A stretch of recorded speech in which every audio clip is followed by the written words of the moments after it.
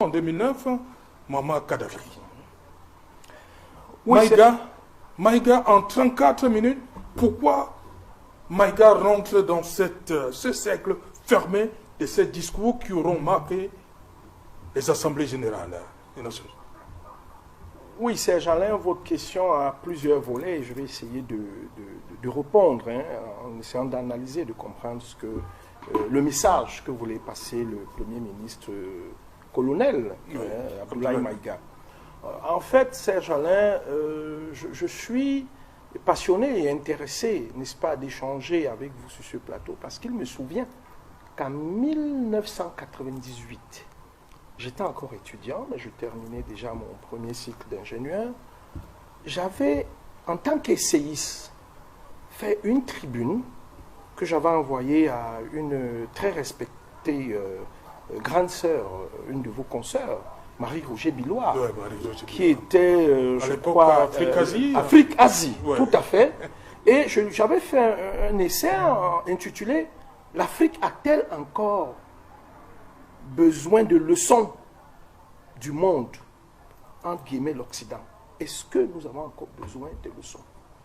Je pense tout simplement qu'au travers du discours, n'est-ce pas, à la tribune, à la 77e session de l'Assemblée générale des Nations Unies du Premier ministre par intérim Abdoulaye Maïga, traduit tout simplement le fait que l'Afrique aujourd'hui, certains leaders, ou les nouveaux leaders africains, n'est-ce pas, comprennent aujourd'hui qu'il y a d'autres enjeux qui sont en train de se jouer actuellement dans le monde. Au-delà de les aspirations que les populations africaines, je ne dirais pas des politiques, mais que les populations africaines ont de la France, ou bien des pouvoirs français. Vous vous souvenez, n'est-ce pas, les convois de l'armée française, que ce soit au Niger ou au Burkina Faso, qui ont été caillassés. Ce n'est pas les gouvernements, c'est la population. Donc le discours de M.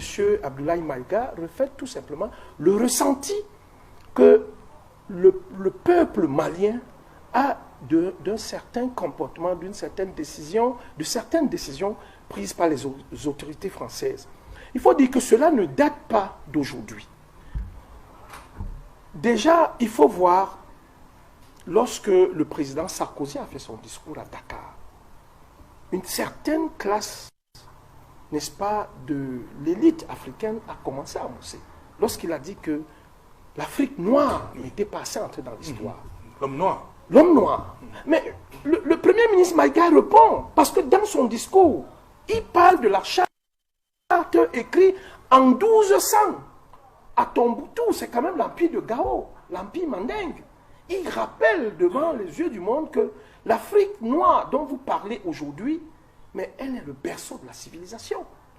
Qui peut apprendre quoi aujourd'hui à l'Égypte? Personne. Pour aller loin dans ce discours, lorsqu'il dit que il a répondu au président Ouattara avec des preuves formelles en disant que ces soldats qui sont captifs aujourd'hui, je mets captifs entre guillemets, parce que normalement ils doivent être aux arrêts, une enquête claire doit être ouverte. Il a carrément demandé au secrétaire général des Nations Unies de mener une enquête et que les preuves soient apportées. Ils sont prêts. Parce que quand des soldats arrivent, vous avez des peintres, vous avez des maçons. Il se dit, mais non.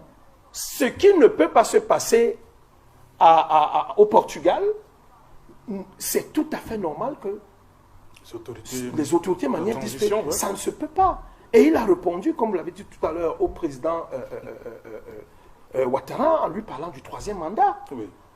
Les militaires sont en train de travailler.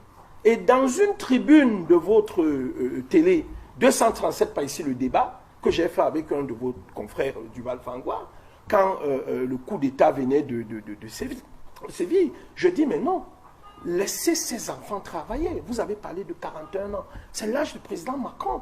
C'est le président Macron qui a changé la donne en invitant pour les présidents africains à Paris. Il a plutôt fait une conférence à Montpellier où il demande à la jeunesse, à la société civile africaine de s'émanciper. On l'a encore vu, hein, lorsqu'il était ici, il les a rencontrés au Club Noir. Tout à fait. Mais il pense que cette société civile-là, ou ces jeunes Africains il va trouver des vers de terre, il va trouver des buffles et des tigresses. Ce n'est pas des enfants. Aujourd'hui, l'Afrique est en train de s'émanciper.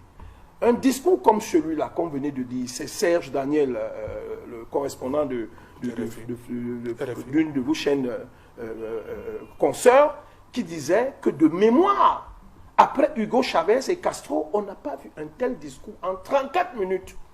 Il a remis les choses sur la table et à plat. Pourquoi est-ce qu'il l'a fait? Ça n'a que traîné. Puisque un an avant, son prédécesseur, Choguel Maïga, était à la même tribune et parlait des décisions